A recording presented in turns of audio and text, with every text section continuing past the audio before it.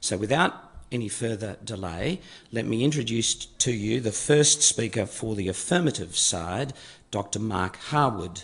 Dr. Harwood earned qualifications in engineering and science at Sydney University and was employed in the aerospace industry for nearly 30 years. He had particular involvement in the design of Australia's national telecommunications satellite system. He is now employed by Creation Ministries International as a scientist, speaker and writer. Ladies and gentlemen, would you please welcome Dr. Mark Harwood.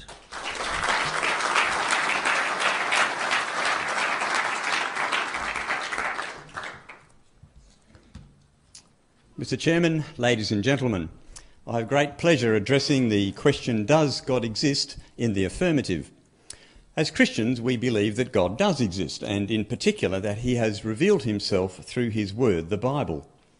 So it is the Bible that provides the principal framework by which we understand life and interpret the world around us.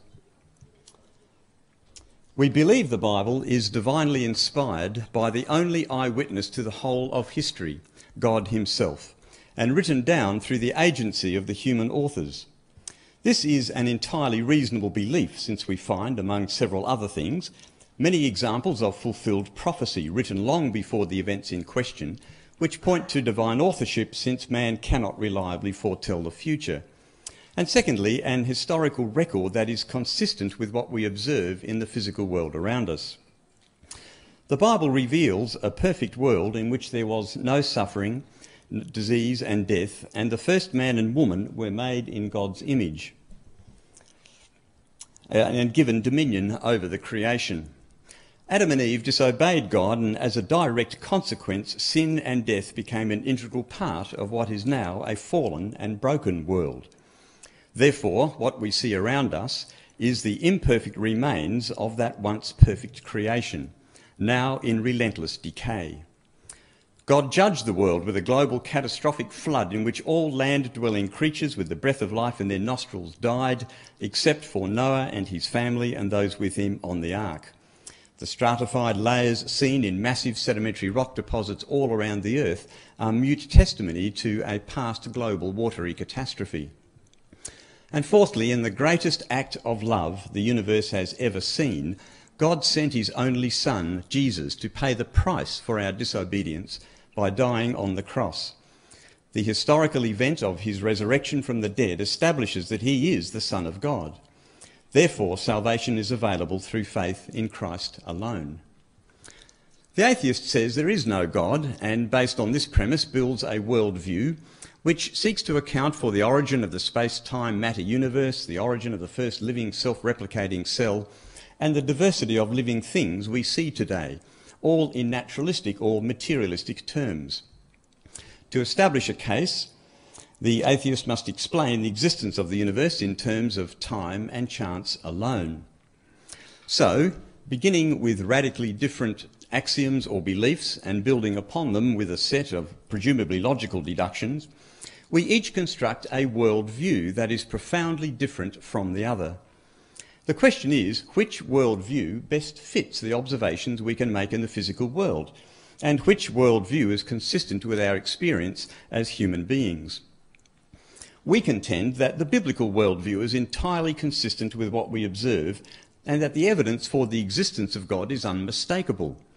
In other words, we believe there is a God because of what we do know, rather than what we don't. But first, it's important to recognise a distinction within science. Operational science, based on observable, repeatable experiments, is the kind of science that has produced the wonders of our technological age, and has rightly earned great respect in our community for scientists and engineers. Importantly, operational science does not conflict with the biblical account of origins. On the other hand, historical science seeks to reconstruct the unobserved past from observations made in the present, rather like the task of the forensic scientist at the scene of a crime. However, historical science is limited in its ability to reconstruct the unobserved past, since there may be more than one way the evidence can be interpreted, as in any good detective story. Therefore, especially with regards origins, the scientist's belief system influences the interpretation of the data. It is only in this realm of historical science that any conflict with biblical history occurs, and so it becomes a conflict of belief systems rather than a conflict between science and the Bible per se. Operational science reveals a world that is consistent with the Bible's record of history. For example, the Bible speaks of a perfect creation which is now subject to decay. So we would expect to see decline in living organisms over time, and indeed we do. Genetics has shown mutations relentlessly accumulate in the DNA of living organisms, from generation to generation, with the vast majority being near neutral, but nonetheless, on average, slightly deleterious.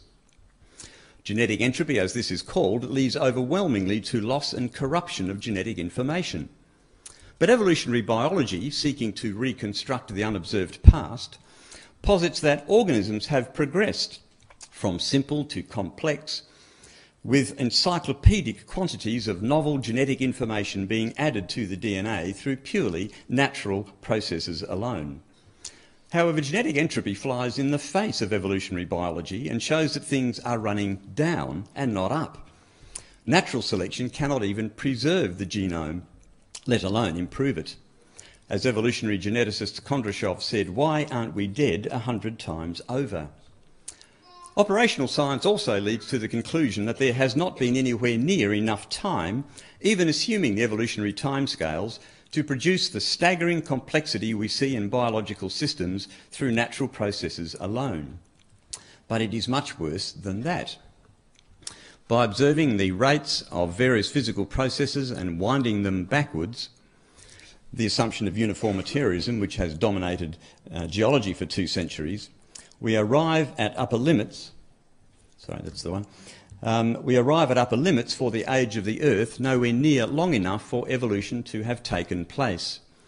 I'm referring to things like the decay rate of the Earth's magnetic field, increasing ocean salinity, erosion of the continents, recession of the moon, tidal locking effects on the Earth, the human population of the Earth, ocean floor sediment accumulation, helium retention in zircons, and the list goes on.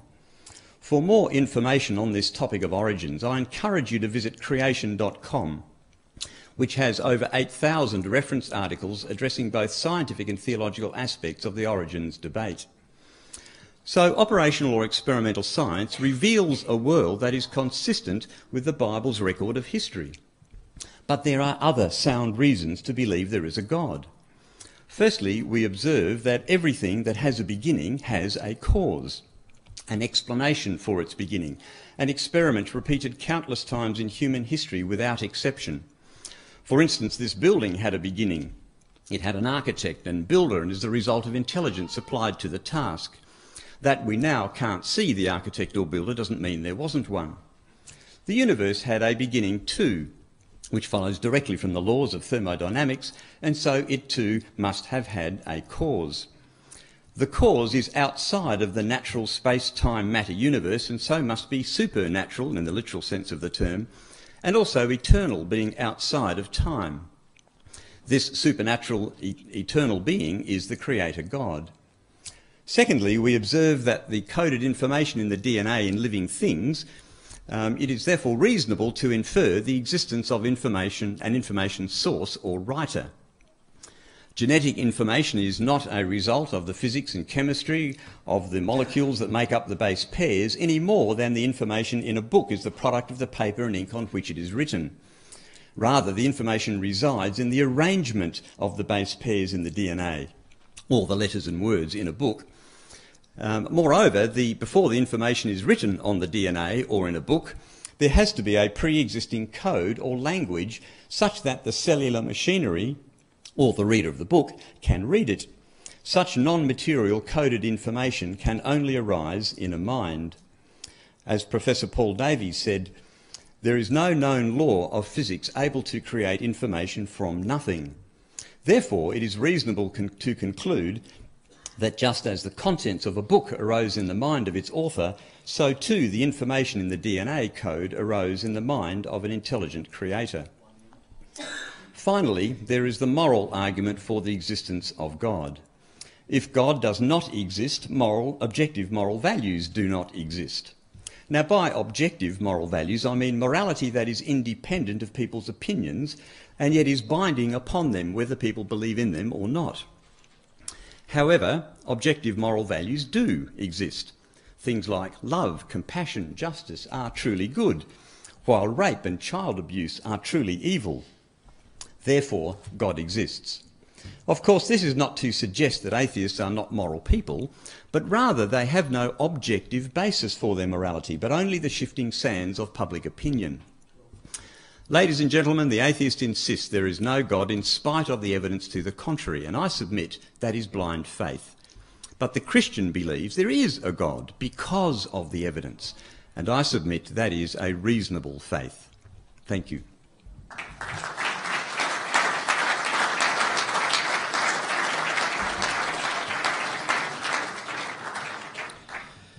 The first speaker for the negative is Nick Sewell. Nick grew up in a Protestant family, going to a Sydney Anglican school. He had there several good biology teachers who promoted an interest in science. He developed an interest in politics and religion, which led him to explore psychology, the psychology of morality and belief during his studies at Sydney University.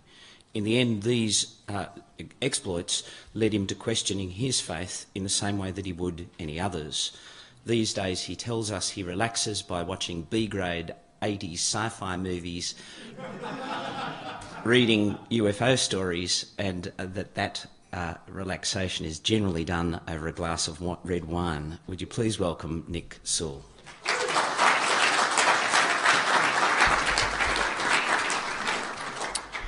Thanks, Patrick. And thanks to Dr. Harwood for introducing the talk. One of the interesting things we find is if evolution could be proved completely wrong tomorrow using only scientific evidence, that would not be evidence for the existence of any God or necessarily any creative force. So I'm Nick Sewell, and I'm going to talk to you today about some optical illusions because I'm a big fan of them. So if we have a look at this one, we see on the left there's some parallel lines, but as they move over the centre towards the right, it really looks like they start to go wonky and wavy. But if you see those lines and the way they go through the middle, you can see that they are actually running in parallel still. So our minds kind of deal with information trying to spot a pattern, because if there's a tiger that wants to eat you for lunch, you need to be able to spot that as part of the grasses of the savannah. So we don't necessarily consider the world objectively or rationally. We often see it through our own subjective filter. If we look at another image, these two images of the Leaning Tower of Pisa are actually exactly the same photo. But if the way that you look at it, it seems like they come from a different perspective, because that's the way that your mind expects to see them when there's two images next to each other. Often we can use kind of faulty logic, or we can have a problematic way of seeing the world because we interpret data and interpret evidence through our own filter. For instance, if I ask a question that says, a bat and a ball cost $1.10 in total, and the bat costs $1 more than the ball, how much does the ball cost? Many people will say 10 cents. And if I can just ask you, can you put up your hand if you think the answer is 10 cents? Okay, that's a few people. Thanks. So this is one of the questions that we come to where it seems like the obvious answer is 10 cents. But really, if the bat costs $1, the ball would cost 10 cents. But really, the bat costs $1 plus the price of the ball. And so the ball costs 5 cents. Sometimes you can follow a style of reasoning and logic where you haven't considered the question as fully as you should, and you haven't considered the way in which the world is. You might not have considered all of the evidence. So when we consider a question tonight, like, does God exist? I want to ask you, have you formed an opinion on this question, perhaps without considering all of the evidence? Have you read the Quran? Have you read the Hadiths? Have you considered whether or not Allah exists? It's possible that you haven't considered fully 100% of the evidence. And so I'd ask you, don't just try to think about this question tonight. Don't just try to take away one position. You can think about this at any time, and you can reverse your own position. It doesn't have to be one belief that you hold on to forever. So if we think about what's true and how you can actually understand that, we have to talk about this concept of epistemology. To me, faith is not actually a reliable epistemology. It's not a reliable way of knowing the things that you know. Hebrews 11:1 says, "Now the faith is the substance of things hoped for, the evidence of things not seen." So by definition, faith is not really evidence for things where we have no evidence. It tries to present that evidence where we don't actually fully empirically know. And so we can look at things in the world about science, we can look at whether or not the universe appears to have a cause, but we can't really consider that question without actually kind of considering other ways in which you can think without faith. So if I was to go through and ask you, if your doctor worked in mysterious ways, would you still trust them? Sometimes it seems like God can operate outside the realm of human causality, and we still seem to give God a lot of trust, despite the fact that perhaps they don't deserve it. Or we may not have the same level of evidence that you might give to a doctor. So if God is all-knowing and all-loving, as Christians insist that he is, as well as being all-powerful, when we look at the world and we see evil in it, it seems like God does not intervene in the world. We see evidence recently of women who've been raped and kept inside a man's house for over 12 years. And it seems like God doesn't really directly intervene, even though people, once this rescue happened after 12 years, people said that was a miracle. So if God's not willing to intervene in the world, is he malevolent? Or if God's not able, or he's not willing, where does evil come from? We have to actually consider if God really is all-powerful and all-loving. Now, many Christians say that free will is kind of a response or a reason for this.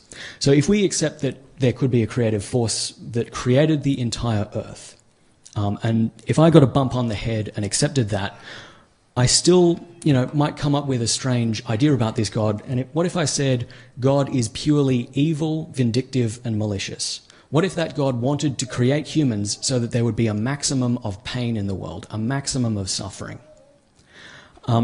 We'd have to then consider would it make sense if you looked at hospitals in the world, if you looked at groups like Doctors Without Borders, would it make sense that given the amount of good there is in the world, the ability that humans have to care for each other, to love each other, to try and do good to other people, would that disprove the idea of an evil God? Many people if you look at your families, you see that you've been given children to take care of, to love, to help. And many people would look at that and then see that it seems like the evidence in the world for there being good suggests that an evil God couldn't exist. And I'd ask you, if that's the case, if it looks like the existence of good in the world presents a problem of good for an evil God, does the existence of evil in the world present a problem of evil for a maximally good God? Does it make sense that God could be perfectly good and want people to be loving and happy, but still allow evil, suffering, and death? Dr. Harwood says that if objective moral values exist, they can't exist without some God. But I would ask, if objective moral values do exist, are they apart from God himself as well? If something is commanded by God, is it a moral action because God commands it, or is it a moral action in and of itself? If a command can be given that would otherwise be considered objectively evil, if such objective moral values did exist, then it would seem that God is capable of commanding evil, which goes against the whole concept that he is maximally good, which many people want to insist on. And so when we consider any kinds of gods, and there are many, but if we consider the idea of Yahweh, the God of the Old Testament, in Numbers 31, he commands Moses to command his soldiers to kill every boy, every woman who's ever had sex, after they've already slaughtered many of these Midianite fighting men. Now, to me, this doesn't really seem like the actions of a maximally good God. How can this be considered moral? It's a world where allowing the slaughter, the rape of people, allowing women to be enslaved into sex slavery, the women who are the virgins, the 32,000 Midianite virgins captured, are counted as well as the 61,000 donkeys. It seems like this comes from a time in which men would fantasize about this type of thing and write about women as being like property in the same way that you would consider donkeys your property. It doesn't really seem to be objectively morally good. We have to consider, does this God really actually seem to be as fully good as we might like them to be? Does it actually pose the challenge that objective moral values might not exist? It might be that we've become more moral in the meantime. And let's consider another question. When we look at the International Space Station, we can see there's beautiful photographs that the International Space Station beams back down. So when you read the Bible often we find these things in the Old Testament that sound quite out of place, out of character, and not in line with modern morality. But many people say, look, that doesn't sound like it's moral, so maybe we need to interpret that not literally. We might say that has a metaphor, maybe that didn't literally happen. When you look at a photograph from the ISS, you don't need to look at that photograph and say, some of this is literal and some of it's a metaphor, because you know that the whole photograph is literally true. We can trust that the ISS tells us what it shows us. We can trust that this is a beautiful photograph. Isaiah 40:22 says, God is the one who sits above the circle of the earth. We know that the earth is not a circle. We know that it is a sphere, and we can know that with a high level of accuracy because we can beam back images from the earth today. And I would argue that if you look at the beauty, the majesty of these photographs, I think we can live a better life, a more moral life, and a fulfilled life without belief in the Old Testament. Thank you.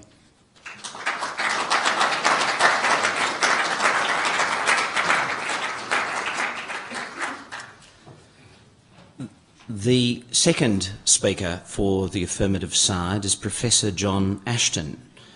Professor Ashton is a Chartered Fellow of the Royal Australian Chemical Institute and an Adjunct Professor of two universities, being Victoria University and RMIT University in Melbourne. He's edited or co-authored a number of books seeking to prove the existence of the Creator God of the Bible. His latest book is entitled Evolution Impossible: 12 Reasons Why Evolution Cannot Explain the Origin of Life. Would you please welcome Professor John Ashton.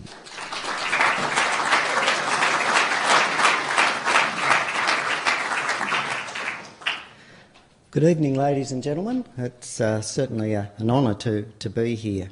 It's very interested in Nick's views, and the problem of evil is certainly a major problem that people have to grapple with. And I think that the Bible does explain what the issue is in terms of a great controversy between Christ and Satan. But that's a fairly deep topic, and maybe Sven will talk on this and reply to some of those issues. I work as a research scientist, and I'm very interested in experimental evidence and what we can know from that data. So that's what I'm going to focus on now. And perhaps let me explain some of this. When I finished university, one of the questions I asked myself was, is there a supreme being, God? Now, at the time, I had a job in a top chemistry research laboratory, working with scientists trained at Cambridge and Oxford and MIT and London. But one scientist stood out. He was a Christian. He tried to witness to me. He loaned me the book Mere Christianity by C.S. Lewis, which I read. So one day I decided to pray a prayer, and I prayed my first prayer. I prayed that if I won the Toxide Research Fellowship, which at the time, 1970, was the highest paying, most prestigious chemistry scholarship offered in Australia, I would start going to church and I'd buy a Bible and read it. Well, I won that scholarship, So I went out and I bought a Bible, started to read it, and I started going to church. And I began to meet other people who had specific answers to prayer and had miracles in their life. I found that the Bible also gave accounts of answers to prayer, fulfilled prophecy, public miracles, and so forth. And I came to believe in God, and specifically that Jesus, with Jesus as God my Saviour, and began to experience an inner change for the better, and as well as many specific answers to prayer. So these experiences are very real to me, and so God is very real. Now later I wrote to a number of Christian university professors around the world asking why they believed in answers to prayer and miracles. And some of their responses became the book On the Seventh Day.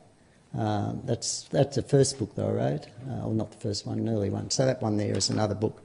So these highly educated professional researchers describe subjective evidence for a real personal supernatural being, God of the Bible. There are literally thousands of similar accounts of answers to prayer and witness miracles in both Christian and secular literature, which provide a massive amount of consistent subjective evidence for the existence of God. However, there's also objective evidence. Firstly, we observe the existence of the universe and ourselves. Now, a number of theories have been proposed to explain the origin of the universe. Big Bang theory, string theory, multiple universe theory, etc. But there are major problems with all these theories. Even the commonly touted Big Bang theory requires a singularity, a one-off something, hypothetical inflation, as well as imaginary entities such as dark matter and dark energy and so forth.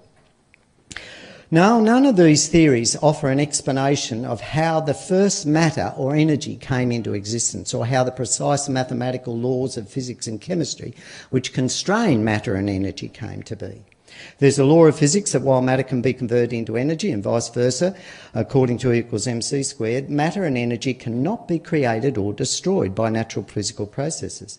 Since we observe matter and energy to exist, they must have been created by a supernatural, non-physical, non-natural process.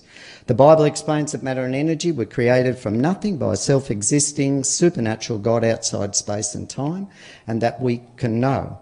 This account, in my view, best fits the observed data. The second objective evidence is the observation that we and other things are alive. However, we observe that life always comes from life. In fact, when Jesus arose from the dead, we call that a miracle, because we know that non-living things cannot become alive by natural processes. Also, from a theory of origins perspective, there's no viable mechanism which can explain how the first living cell could form. Living cells are just incredibly complex biochemical factories. In fact, we know that it is biochemically impossible now. And why this is so is explained by biochemists John Marcus and George Jather in my book In 6 Days, Why 50 Scientists Choose to Believe in Creation. Whoops, we've gone too far. For the first life to form, we have to produce massive biopolymers. However, these giant types of molecules could not naturally form in an aqueous environment, according to Le Chatelier's principle. Also, DNA is a huge molecule encoding massive amounts of information, and this has to form. For example, the simplest free bacterium has a DNA code containing 580,000 base components. When we get to a little worm, 97 million bases, and a mouse, 2.6 billion bases. However, there is no known mechanism or experiment that demonstrates how natural processes could produce such a code. As the eminent biologist Dr. Eugene Cunin at the US National Centre for Biotechnology and Information in his 2009 paper entitled The Origin and Evolution of the Genetic Code, the Universal Enigma, points out, his quote, "Indeed, it stands to reason that any scenario of the code origin and evolution will remain vacuous if not combined with an understanding of the origin of the coding principle itself and the translation system that embodies it. At the heart of this problem is a dreary, vicious circle. What would be the selective force behind the evolution of an extremely complex translation system before there were functional proteins? And of course, there could be no proteins without a sufficiently effective translation system.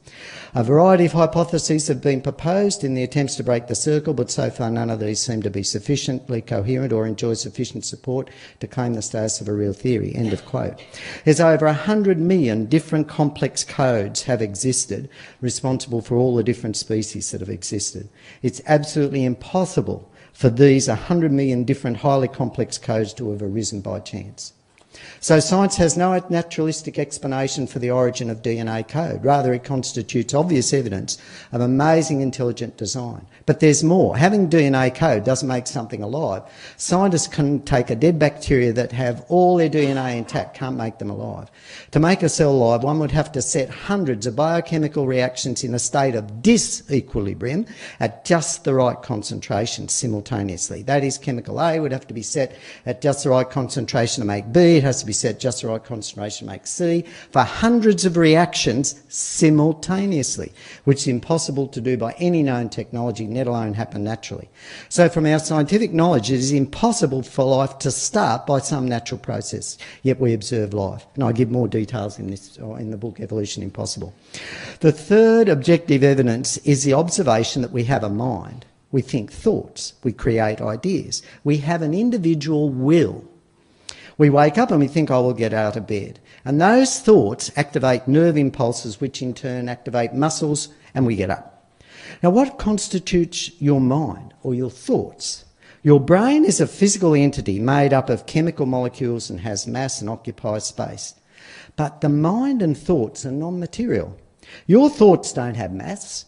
They don't occupy cubic centimetres of space. Yet your non-material thoughts serve to affect nerve impulses and move your body to create something that we would call intelligent design. That is non-random, has never existed before. A poem, a mobile phone, an army tank, a light bulb, a sculpture. Handel's thoughts created the amazing piece of music Messiah.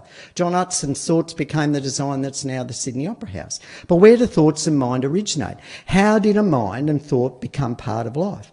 The brain as physical incorporates chemical processes that obey chemical laws that do not encode intelligence or willpower.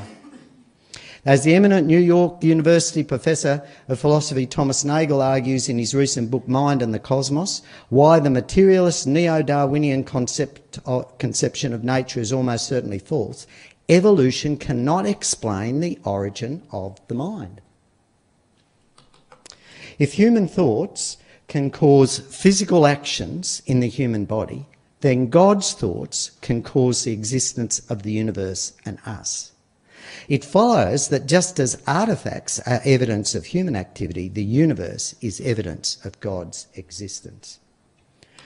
When we consider the big picture, science cannot explain our existence. Rather, the overwhelming evidence for design in the universe and in our planet and living things all point to a non-material, supernatural, intelligent designer and creator whose thoughts initiate our existence, our universe, our planet and life.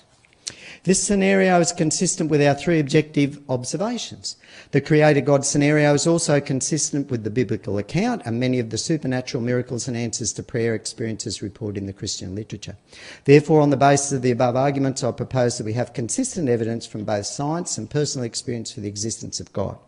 Now, an atheist may be tempted to argue that in the future we will discover the seemingly impossible mechanisms to explain the universe, life and mind, to which I would argue that in the future we will see God, because that is predicted in the Bible. Professor J.B. Payne, who earned his doctorate at Princeton Theological Seminary, notes in his 1973 Encyclopedia of Biblical Prophecy that there were 737 events predicted in the Bible with the majority clearly fulfilled. So clearly, your chances of seeing God in the future are infinitely greater than the chances that science will discover a process that explains our existence. So to me, it's very clear that the creator of the Bible, exists as God. Thank you.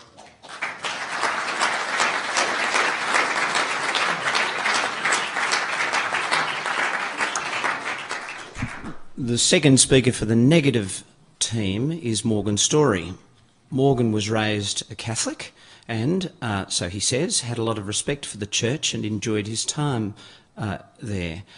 He went through the Catholic education system and received a good education and learned a passion for science, including from some priests and brothers and especially from a former head of ANSTO, the Australian Nuclear Science and Technology Organisation. That prompted a lifelong thirst for knowledge in all areas of science, and he became a regular reader. These days, he is an IT professional performing security functions for a large Australian company. During his studies, he was taught comparative religion and began exploring the differences between faiths. That began a questioning of Catholicism and other religions. He explored other religions and other spiritual traditions, but found them all to fall down from what he regarded as questions of faith and magical thinking. These days, his hobby is science and sceptical thought.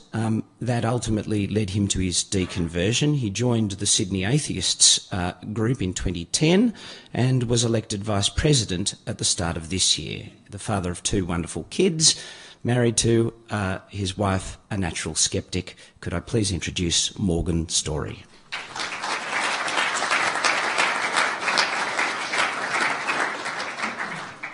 Thank you for the introduction. I'm just quickly going to answer a couple of the questions. If you look on our website, we've actually answered all of your questions. But anyway, abiogenesis, etc. Anything that's said here should not be taken as fact. Anything even I say you shouldn't take as fact. Go away and look into it yourself. Think it through carefully. As the previous speaker from Sydney Atheist, Nick, said, even if evolution were proved wrong tomorrow, it doesn't prove that God exists, let alone the all-powerful, omnipotent creator God, Ahura Mazda, the god of Zoroastrianism, which was from 500 CE, or even the Abrahamic God of Christianity, Judaism and Islam. But my opponents will have already cast aspersions on evolution as though some piece of missing knowledge or some piece they don't understand is cause to throw the whole lot of evolutionary science in the bin. I could say the same of an oft misrepresented holy book that some people hold dear, but I don't, and a lot of atheists don't, including Richard Dawkins. So here again are some references for our opponents and for the audience at large to look into why creationism is wrong and why evolution is right. I'm not going to touch much on science because I am not a scientist. I do this only as a hobby. But if you look at these, you'll get some information. People have claimed in the past that science simply attempts to disprove the Bible, and this is not true. Science only cares about what is true. Science is not a belief system, despite what our opponents say. Real science comes from not holding any preconceptions. Things happen that scientists don't actually expect or even want. The mark of real science is allowing the evidence to lead the way, not the other way around, no matter how comforting or how happy your preconceived ideas make you feel. You must be willing to discard these ideas should the evidence point in a different direction. Science has done this. Prior to Pasteur, scientists believed in the spontaneous generation of life, mice forming in boxes of rags. Prior to Hubble, we thought the same of galaxies and that the universe was in a steady state. I'm willing to entertain the idea of a God if the evidence leads that way.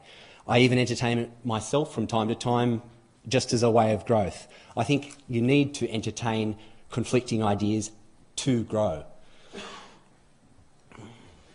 It can be easily demonstrated that an argument can fall down on assumptions that prop them up, assumptions that shouldn't be made unless there's evidence to support them. As you can see here in assumption 1, a God of some kind exists. You're making that assumption, but you're jumping straight to assumption 4. Jesus of the Bible exists and was the Son of God. You can't jump to that until you prove assumption 1. And that hasn't been proved for 2,000 years, so I don't think it's going to be done here tonight. The argument from design, as they have basically put it, states that the universe and life appears designed. How do we know? Do we have another universe to compare it to, one that was designed or one that wasn't for that matter? Or do we think it's designed because we just grew up in it? We evolved within the universe and everything looks designed because it looks like us. It looks evolved. Could it be that the design of the universe appears designed because it's simply so massive? If you look at this observable universe picture here, that's roughly 500 billion galaxies. That's our little galaxy in the corner of a small arm. That only contains anywhere between 200 and 400 billion stars. 50 billion of those solar systems possibly could contain life. They're in the habitable zone. Mark Harwood actually points this out in one of his videos. The argument that there is design in the rules of the universe, which was brought up, is simply false. We know that the laws could have been different. We may have actually had a better universe. They could have been different. We could have had a worse universe. We don't know. We don't have another universe to test this hypothesis out on.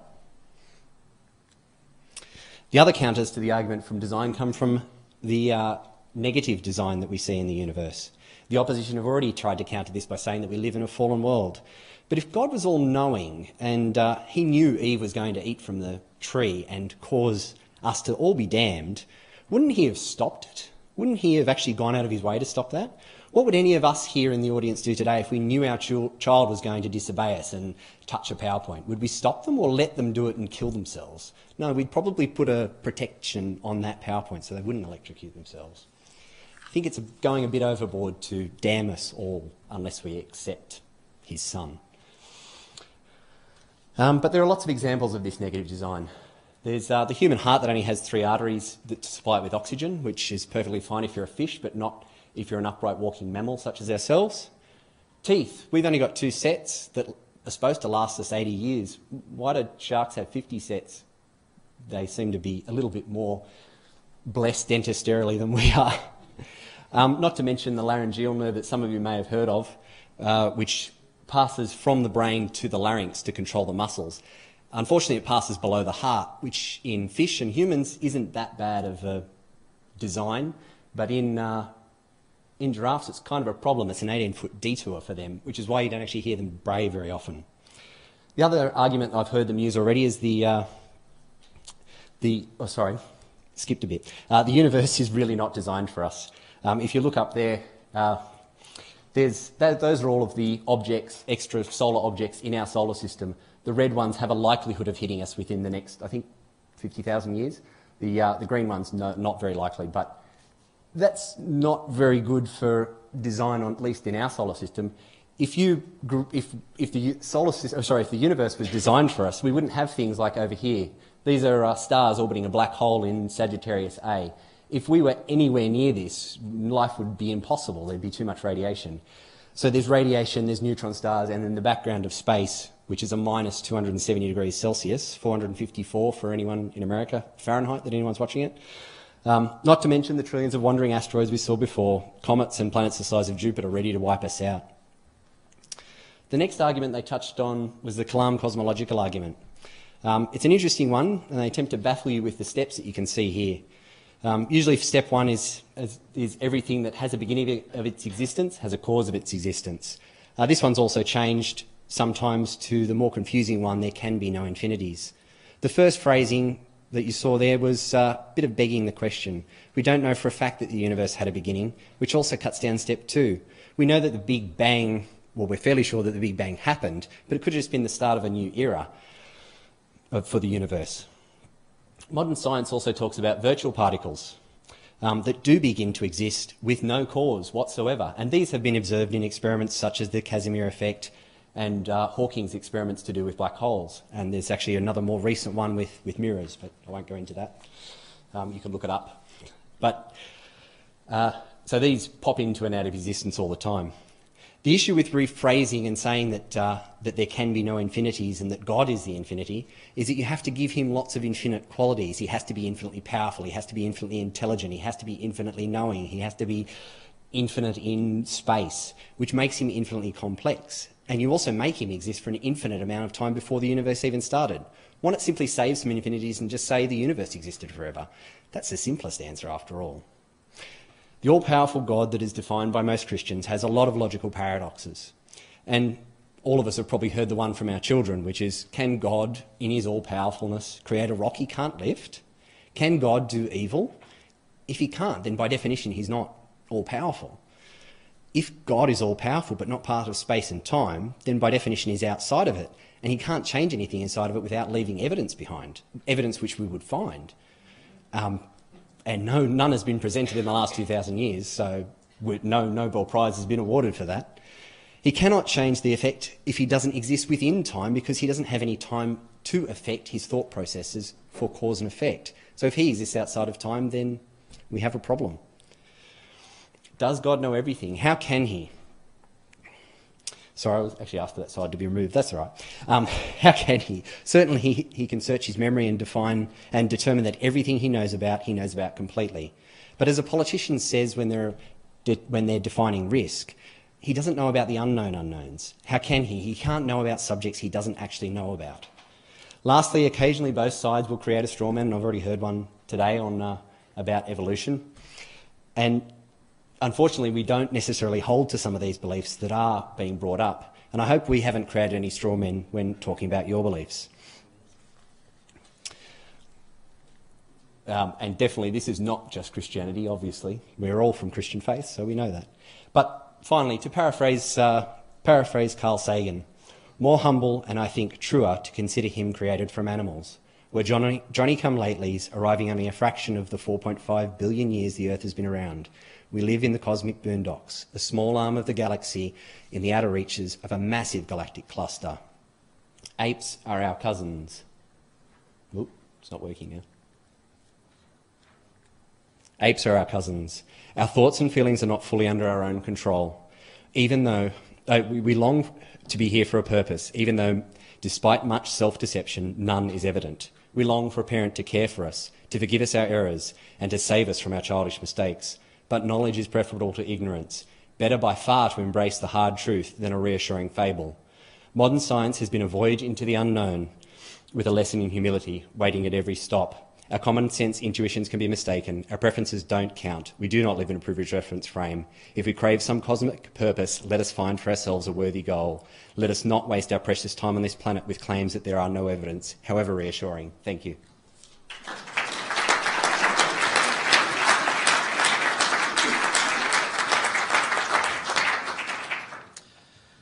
Ladies and gentlemen, the final speaker for the affirmative team is Dr. Sven Östring. Dr. Östring completed his doctorate in computer networking at the University of Canterbury in Christchurch, New Zealand, and subsequently took up a postdoctoral research position in a computer laboratory at Cambridge. After exploring Christian apologetics, he decided to pursue his interest in theology and enrolled in a graduate diploma in theology at Avondale College in New South Wales. That time he was elected President of the National Adventists Students Association. Having completed his theological studies, he accepted an invitation to develop a ministry in the university for the Seventh-day Adventist Church in Western Australia. He's an advisor for the Adventist Students Association and the multi-faith officer at Curtin University. He tells us he enjoys playing the violin in the Fremantle Symphony Orchestra and racing his bike and spending time with his wife and their 2 children. Please welcome Dr. Östring.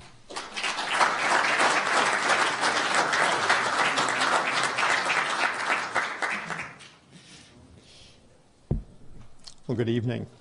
For me, the question of whether there's evidence that God exists is one of great personal significance. I was living at Cambridge at the time, as Patrick mentioned, the place where Isaac Newton wrote his Principia Mathematica, where you can race around the courtyard of Trinity College in a reenactment of an early scene in Chariots of Fire and watch an outdoor performance of Midsummer Night's Dream. But the question of God's existence did not hit me with an apple, though, but with rather a few slices of real pizza. I arrived home to my shared accommodation to find my housemate Jane talking with her lawyer friend, Nicole, and they invited me to join them in finishing off their pizza, to which I readily agreed. 20 minutes later, Nicole turned to me and asked me the question that I'll never forget. Where is the evidence that God exists? That simple question became the catalyst that changed my whole direction in life. And as I started exploring if there are any reasons why an intelligent postdoctoral researcher could believe in God, I came across some very powerful reasons that you and I can confidently believe in the existence of God.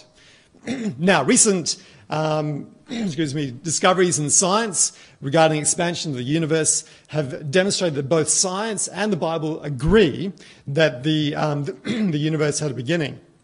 Now, since experience has shown us that whatever begins to exist must have a cause, this points to the reality that God exists as the ultimate cause of the universe. Now, just in response to Morgan, he may not be aware of a paper written in 2003 by three leading scientists, Avon Board, Alan Guth, and also Alexander Vilkunen, who were able to prove that any universe that has on average been expanding throughout its history cannot be finite in its past, but must have a space-time boundary, a finite space-time boundary. So the universe does have a beginning.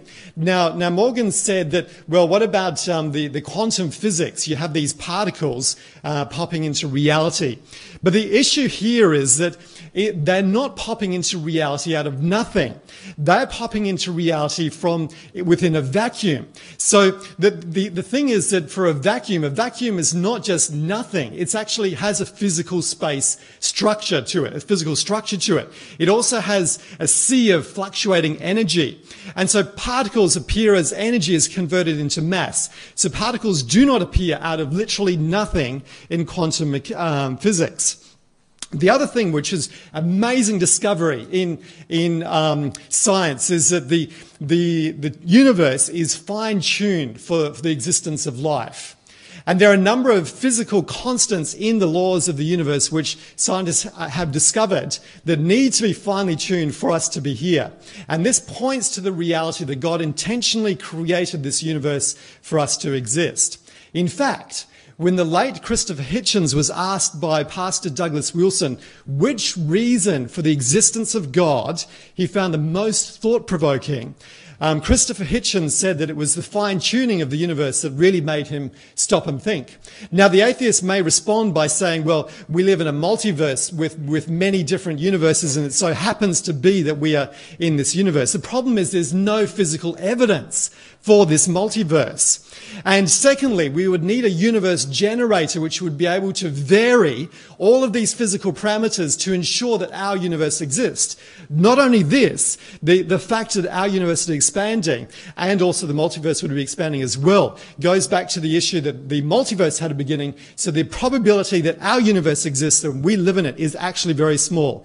So using Occam's razor, it's simpler to conclude that God intentionally designed this universe for us to exist. The next step is the rationality of the human mind, which John actually also referred to as well. The rationality of the human mind also points to God as the rational cause of our own intelligence. Now, if God does not exist and our minds have been produced by naturalistic chemical processes, then as both Charles Darwin and C.S. Lewis observed, we'd have no reason to trust our cognitive faculties.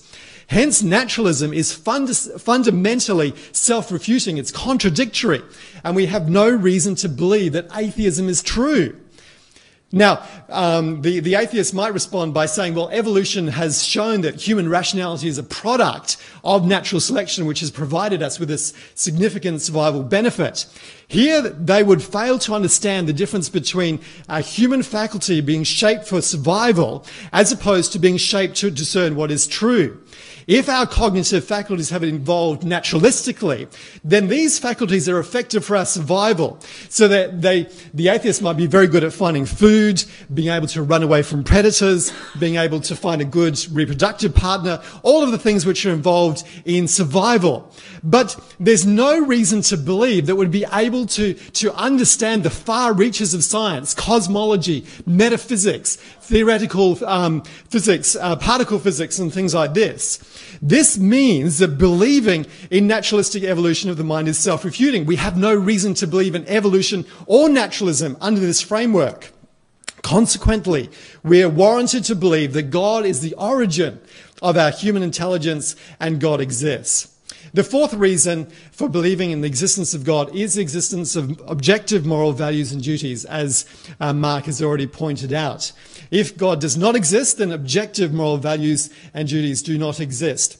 Now, here the atheist side have referred to two things. They have referred to the problem of suffering and also Old Testament morality. And let me acknowledge, first of all, the problem of suffering is very real. It's a very real issue for each one of us, whether we're atheists or whether we're Christian or whether we believe in God at all. The problem here is that how can you determine if suffering is truly evil if you don't have objective moral values? And as Richard Dawkins said, this universe is exactly as we would expect to find it, with no foundation, no design, no good, no evil, just blind, pitiless indifference. So basically, the atheists need objective morality to actually demonstrate that suffering is really evil, and the issues in the Old Testament are really something we need to develop from, and that is literally evidence for God. So thank you very much to the atheist side.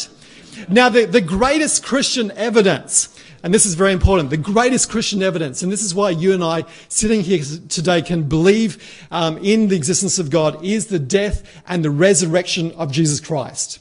Taking all of the historical material about Jesus, including all of the biblical sources, as well as the Jewish and Roman sources, ancient historians have reached a consensus that Jesus was a real historical person who'd had a very distinctive vision of the kingdom of God.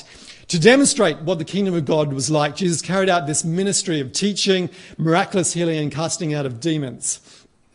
Now, some atheists, and there may be some here tonight, have proposed that Jesus was not actually a real historical person, but rather is a mythical person which was invented by Christians, borrowing from pagan myths.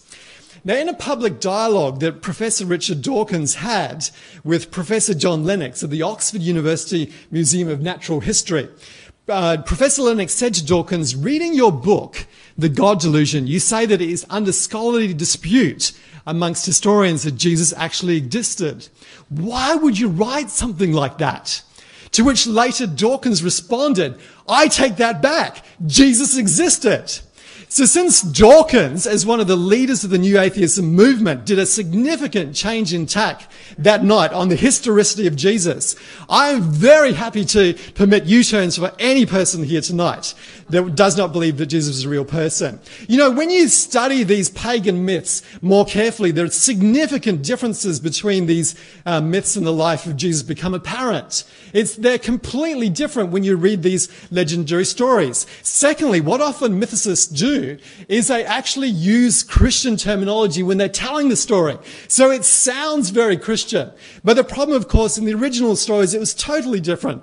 The other problem with this theory is that most of the narratives, sources that we have for these myths actually come from the 2nd and 3rd century AD.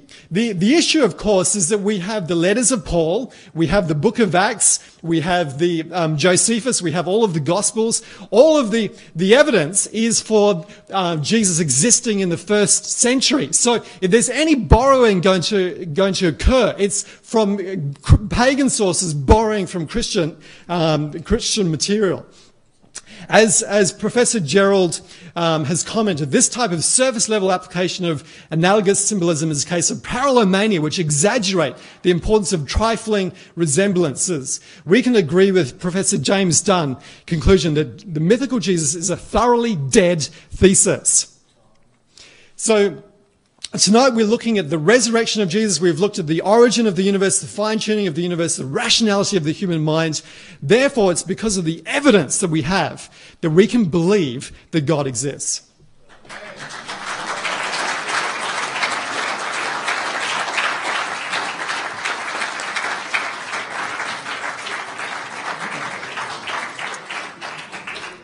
The final speaker for the negative team is Alaric Goldcool. Alaric converted to Christianity at the age of 18, and he tells us that he very quickly became one of those annoying Christians that endlessly quotes Bible passages, scripture line by verse. He'd read the Bible from cover to cover at least once a year, and when he wasn't reading the Bible, he tells us, he'd be listening to tape sermons or reading various Christian texts or self-help books. At the age of 22, he began a Bachelor of Arts at the Australian Catholic University, studying a double major in mathematics and theology. Exposed, so he says, to the scholarship of the last few centuries of biblical criticism, he began to question his beliefs and his understanding of the Bible. Knowing how and why the Bible was put together and how Christianity began deeply challenged his beliefs. And by the age of 26, he no longer counted himself as a Christian. He continued to explore other religions and practices, continuing his quest to become more Christ-like, and eventually immersed himself in Buddhist philosophy and practice. But by the time Alaric had reached his 30s, he'd rejected the last vestige of Christianity that was left, namely his belief in God. As an atheist, he continues to be passionately interested in what he describes as aligning his beliefs as best as he can, with reality, cultivating a meticulous scepticism in all areas of his life. For this reason, he cherishes disillusionment. He's currently studying a Diploma of Education at Macquarie University. Please welcome Alaric Goldcool.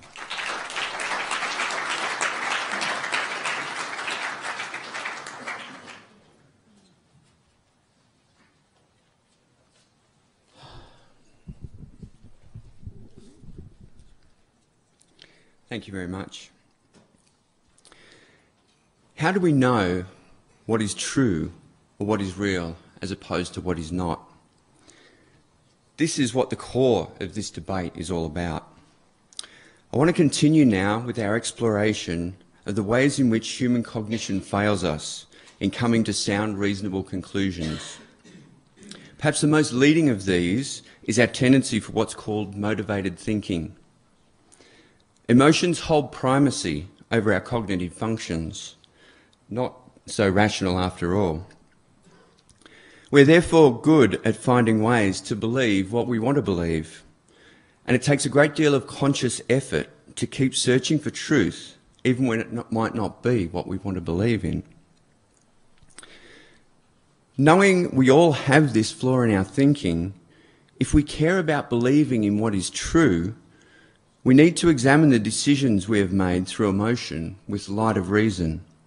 The decision to convert to Christianity is one such emotionally driven decision, which says nothing whatsoever about whether Christianity is true or not, only that anything accepted uncritically should be re-examined as it may have been in error. Think about the reason why you became a Christian, and you will have a reason why you embraced it, some argument you found convincing at the time. What I'm suggesting is that your acceptance of that reason as sufficient was driven by an underlying emotional need. It was grasping for anything that would allow you to justify to yourself why you did so. Try to cast your mind back to that time in your life and think about the emotional motivations you might have had. In my case, at the age of 18, I had very low self-esteem after a pretty rough childhood, and the lure of a supportive and accepting community, which also offered a deep sense of belonging, was what was driving me. I accepted a very weak and poorly reasoned argument as my reason for converting. I continued on for many years, unwavering in faith and zeal, until I began studying theology at university. When I tell people this, that it was my degree in theology which caused me to let go of Christianity, they say, how? Religions are like sausages, I tell them. Once you know how they are made, you don't want to eat them anymore. It was a hard road, but worth it in the end. After years of heated arguments with lecturers, it got to a stage in my second year where the sheer weight of evidence against my beliefs was overwhelming. The Bible is not what it seems at all. Learning, for example, that the four Gospels were all written anonymously and were only named Matthew, Mark, Luke and John by Irenaeus in about 180 CE, or that Mark was the first Gospel, was written 30 to 40 years after Jesus had supposedly died. These are historical facts that each cast a tiny doubt. Together, they cause grave doubts. I was losing my faith, which was my salvation, and it was terrifying. What if it was the devil leading me astray from God's true path? This activated another cognitive error within the human brain. When we are fearful, it overrides our ability to reason. When we are fearful, our minds are directed towards anything which might save us from the thing that we're fearful of. I remember vividly the moment it all broke open. It was a still small voice within me, which at the time I assumed was the Holy Spirit, because that's what you always assume when you're a Christian. It said, paraphrasing, how far are you willing to go to find the truth? How much are you willing to risk?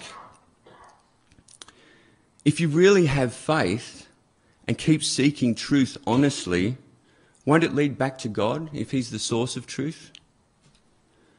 That gave me the courage to question my faith in earnest. I had to rethink everything that I had been basing my life on. I had to re-examine all my beliefs and try to work out what was true. It was not an easy thing. But how do we decide that? What is true? What I discovered was to be vitally important, was to develop ways to test for truth, an effective epistemology. I had to learn the rules of reason and evidence and learn about the weaknesses in human thinking which would lead to error so that I might be able to keep my eye on my thinking and know when I needed to be especially careful. An important part of an effective epistemology is having the humility to accept the limits of your own knowledge. There are things we just cannot possibly know because they cannot be tested. In these cases, we need to be honest with ourselves and admit that we don't know.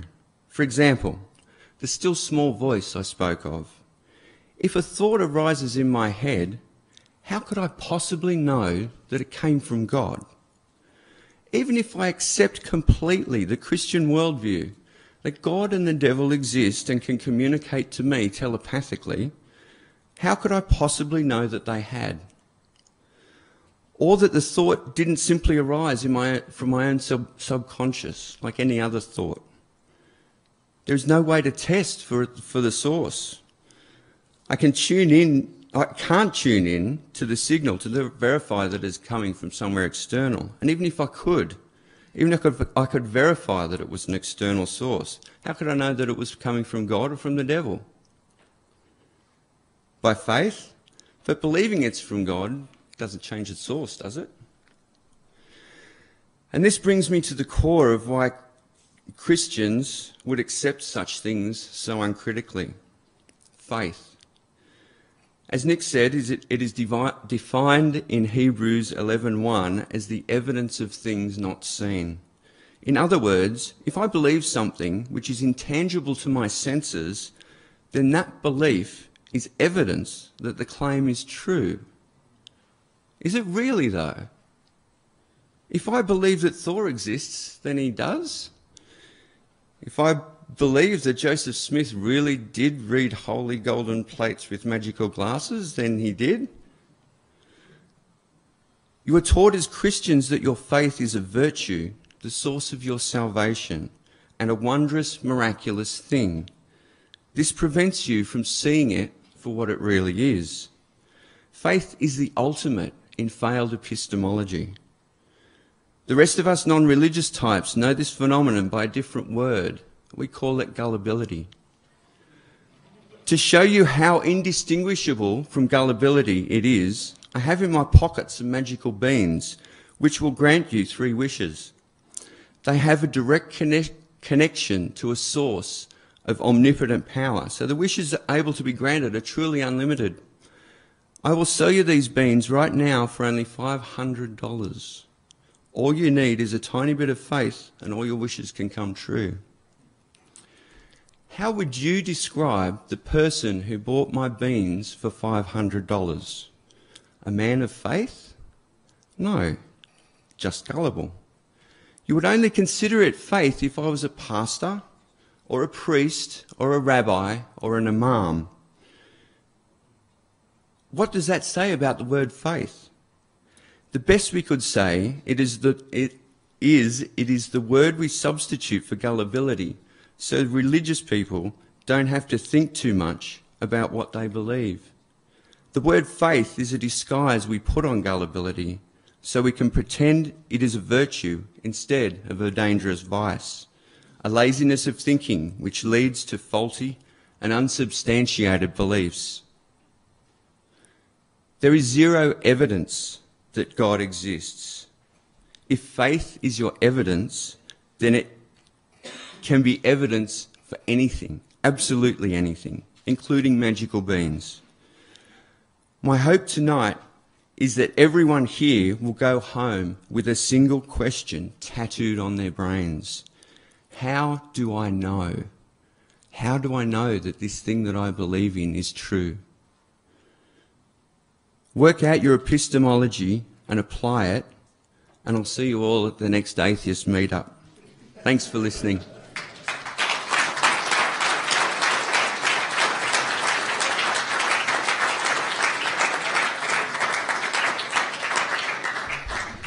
Thank you, Alaric. Morgan observed that we don't have another universe to conduct tests upon. I'm not so sure that the ideas presented by these two teams aren't really universes apart. Nevertheless, the ideas have been laid out for our audiences, both here and online.